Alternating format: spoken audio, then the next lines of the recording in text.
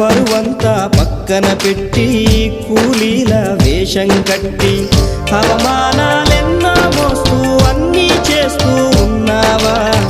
జీవితమే జీతంతోటి తూకం వేస్తూ ఉన్నావా? ఎండమావి నీళ్ళ కోసం ఎడారిలోన వెదికావా? ముళ్ళదారిలోన నువ్వు గాయమయ్యి నిలిచావా?